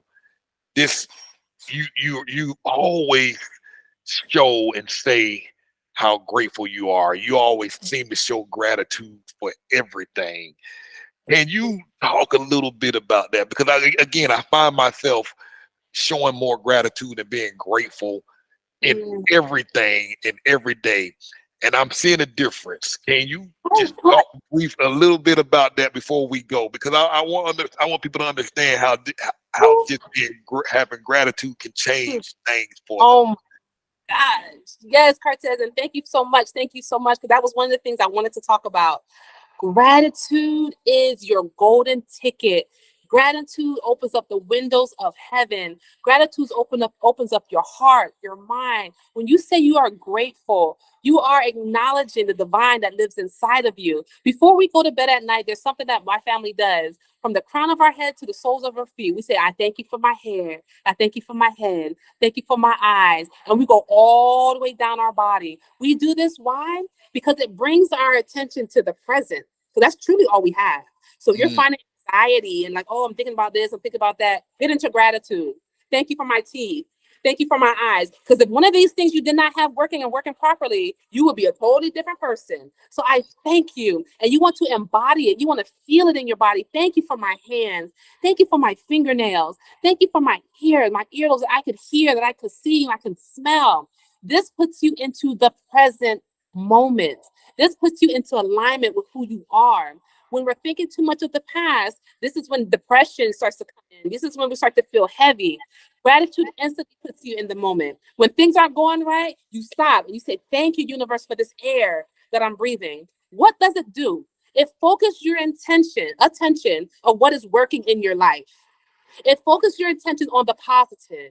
And whatever you focus and give your attention to grows. And immediately, gratitude allows you to shift your focus on what is right now in the present that you're so grateful for from your heart. And it allows that to grow. So if your money is not the way you want it to be, I thank you for the $2 in my account. I bless the $2. I bless that I get to pay the landlord. I'm grateful I have money to pay my electricity. I'm grateful. I thank you. It takes out the worry, the stress, that energy from around your field. And it covers you in a sense of upliftment, of empowerment. Gratitude is a superpower. No matter what is going on, no matter how your wife, your husband, your children, I thank you for my children. I thank you. That's what's helped my marriage. I thank you, universe, for my wonderful husband. Yeah, he might be getting on my nerves in this moment, but I'm thankful. I'm thankful for how he shows up. I thank you for his smile. I'm talking about the things that I love about him. And the more I do, the more it shows up. The more I'm grateful for, the more blessings I have. I thank you for a renewed nervous system. I talk a lot about a nervous system that was just jacked up when I got here. And I kept thanking my nervous system. I think that you are growing. I think that I nourish you. I think that I'm valuing you. I think that you are regulated. And then you start to say it, then you start to feel it, right? And once you get into the emotion where you're feeling things, you'll start to embody it. Now your cells, now everything has to obey you because you are in gratitude. Now that pain that you're having, now that sickness that you're having, that difficulty, it has to turn around because gratitude, focusing in on what you want and what is and being thankful is everything. That is one of the golden tickets to our success here. Not because we make a whole lot of money or this, that. Gratitude, it opens up the windows, the doors of heaven for you and yours when you are in gratitude. Gratitude for everything, even what's not working. You give thanks because there is a lesson in it for your highest good. Everything. Give thanks. Always. I got goosebumps over here on that one, man. That was good. That was good. And I can say from the moment I met you, that was the one thing that stood out. And every time I saw you, every time we had a conversation, you would always send a message saying, showing your gratitude. And if y'all don't believe me, play this video back in the beginning. And once I introduced her, you'll notice the first thing she was showing gratitude. Cartess, I'm grateful for. That was the first thing out of her mouth, and I'm like, man. So you have mastered that. Definitely. So, like I said, I've seen some changes by doing that myself over the last few months, and and so every time we talk, I'm reminded on that, and so thank you for sharing that with us. It's powerful. Thank you. I just want to say this last thing, y'all, and I appreciate y'all time, and I thank you, Cartess. When you get to a point where you've been stripped down of everything that you've thought you were, you've had, your friends, your family, like my family completely abandoned me. I had no mom, no dad, no sister, no brother. Everything's been stripped away from me. Everything. And I realized when everything is gone, you start to realize who you really are, what you really are. And you just can't help but to be grateful. I'm thankful that my mom and my dad abandoned me. It sounds crazy, but I am, because I would not be the person that I am today. And I love the person that I am today so much. So much. And I'm grateful for everything, every abuse, every abandonment, every set of homelessness phases that I've had, every illness, every sickness, every abusive relationship, because I've learned. And this thing is about learning. It's not about being perfect and getting it right and always being comfortable. It's about learning the life lessons and remembering that you are God of yourself on earth. And once I got that being here in Mexico, and I realized that, wait a minute, I'm in control of everything, of my reality, because how I set my mind and how I set my heart, like things I don't have to, I can see it happening, but don't come near me because I don't vibrate on that level. So it's not my reality. Once I got that, Cartess, I was like, oh, I'm Wow. here. Thank you, universe. Thank you. Because wherever I go, I'm safe. I'm guided. I'm protected. What else do I need? Thank you. Thank you for my lessons. And now I can help show other people how to do the same thing. And little by little, we take our light. You light your candle. You light somebody else's candle. Candle, candle, candle. And guess what? We illuminate this entire world just like that. And Wow. I'm done. Wow. Awesome, awesome, awesome, awesome stuff. Thank you. Man, I love it. I love it. I love it. Wow. So thank you again for spending your time with us today. I hope you all have found value in this conversation. I know I have. And like I say, I will get this. I will get y'all her information in your inbox tonight, and I'm gonna make every effort to get this video online tonight. If not tonight, it will definitely be out by morning. And share it with your friends, share it with your family. Go back and watch it again for some motivation. And there was a bunch of nuggets dropped here, and that'll benefit you on your journey. And man, thank you again. So we're going to close this out. I'm going to hit the stop record button. I got to figure out where that is at. I think I found it. So thank y'all again. Thank you, Sister Yaya. And I'm about to follow up with you in just a moment. Good. Thank you. Thank you. Y'all all have a good night. Thank you. Bye-bye. Bye.